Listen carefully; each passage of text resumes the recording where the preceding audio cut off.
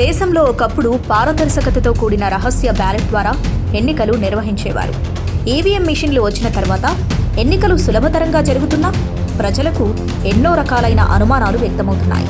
ఈవీఎంలను వ్యతిరేకించాలంటూ భారతదేశంలో ఎంతో మంది ప్రజలు ముక్తఖడ్డంతో ఎలుగెత్తి చాటుతున్నారు. ఈవీఎం విధానం ద్వారా అధికార పార్టీ నేతలు మిషన్లను ట్యాంపరింగ్ చేసి అధికారాన్ని హస్తగతం చేసుకుంటున్నాయని పలువురు మేధావులు అభిప్రాయపడుతున్నారు. దేశంలో, రాష్ట్రంలో అధికారంలో ఉన్న పార్టీలు కూడా ప్రజాస్వామ్యాన్ని అపహాస్యం చేసేలా పలు నిర్ణయాలు తీసుకుంటూ ప్రజల సంక్షేమానికి తూట్లు పొడుస్తోంది. అదే బాటలో వారి ఆశీస్సులతో అనేక రాష్ట్రాలలో ప్రభుత్వాలు కూడా ప్రజా వ్యతిరేకంగా పాలన సాగిస్తున్నారు. మీ పిల్లలు ఇంటర్మీడియట్ మరియు ఎంసెట్ చదువుతూ సబ్జెక్ట్స్ లో కన్ఫ్యూజ్ అవుతున్నారా?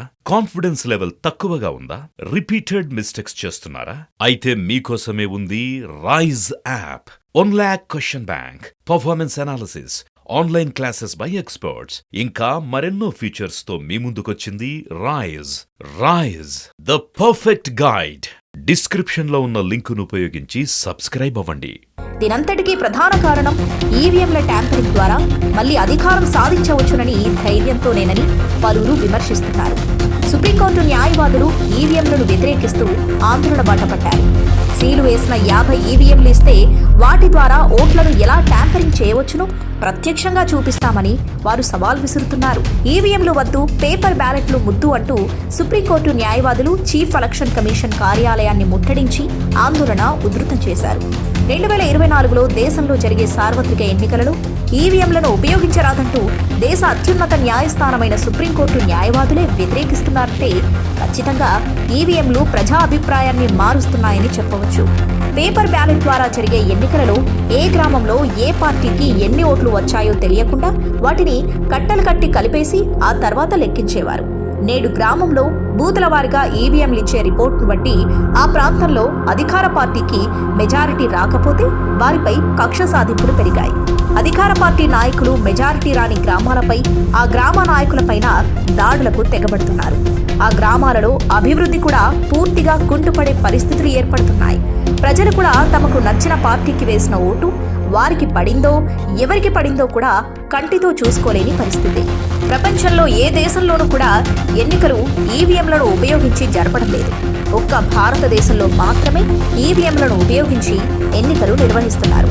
ఎక్కడో చంద్రగ్రహంపై ఉన్న మిషన్లను కూడా భూమిపై నుండి ఆపరేట్ చేసే టెక్నాలజీ వచ్చిన తర్వాత గ్రామాలలో జరిగే ఎన్నికల ఫలితాలను ఎందుకు తారుమారు చేయలేరన్నది మేధావుల ప్రశ్న. దేశంలో వ్యవస్థలన్నీ భ్రష్టు పట్టిపోయిన ఈ తరుణంలో ప్రజలు ఈవీఎంలను నమ్మే పరిస్థితి లేదు. అత్యున్నత విభాగాలకు చెందిన ఐఏఎస్, ఐపీఎస్ అధికారులు కూడా అధికార ప్రభుత్వం నడుపుతున్న పార్టీలకు తొత్తులుగా మారి పనిచేస్తున్న పరిస్థితులు దేశంలో కనపడుతున్నాయి. ఈ పరిస్థితులలో ఈవీఎం మిషన్ ద్వారా వచ్చే ఫలితాలు ప్రజా తీర్పును మార్పులు చేర్పులు చేసే ప్రమాదం ఉందన్నది సుప్రీంకోర్టు న్యాయవాదుల అభిప్రాయం. సుప్రీంకోర్టు న్యాయవాదుల అభిప్రాయంతో రాష్ట్రంలోని అనేక పార్టీలు ఏకీభవిస్తున్నాయి. ఈవీఎంలలో ఏ తప్పు జరగదని నమ్మకం ఉన్నప్పుడు ప్రజల అభిప్రాయాలను పరిగణలోకి తీసుకుని పేపర్ బ్యాలెట్ విధానం ద్వారా ఎన్నికలు జరపడానికి ప్రభుత్వానికి ఉన్న అభ్యంతరాలేంటో చెప్పాలి. అధికార పార్టీలకు తమ అధికారాలను నిలబెట్టుకోవడానికి ఈవీఎం మిషన్లు ఎంతగానో ఉపయోగపడుతున్నాయి అనడానికి ఎంతో మంది సాఫ్ట్వేర్ ఇంజనీర్లు తమ డెమోల ద్వారా నిరూపించారు. ప్రభుత్వం వీటిని పట్టించుకోకుండా ఎన్నికలను ఈవీఎం మిషన్ల ద్వారానే జరిపి అధికారాలను పదిలం చేసుకోవడానికి సన్నద్ధమవుతున్నాయి. సుప్రీంకోర్టు న్యాయవాదుల ఉద్యమాలకు ప్రతిపక్షాలు, ప్రజలు కూడా తోడైతే పేపర్ బ్యాలెట్ విధానం మళ్లీ వచ్చే అవకాశం ఉంది. ఎన్నికలు సమీపిస్తున్న తరుణంలో ప్రజలు, ప్రతిపక్షాలు పేపర్ బ్యాలెట్ విధానం ద్వారా ఎన్నికల కొరకు ఉద్యమాన్ని ఉధృతం చేయవలసిన అవసరం ఎంతైనా ఉంది.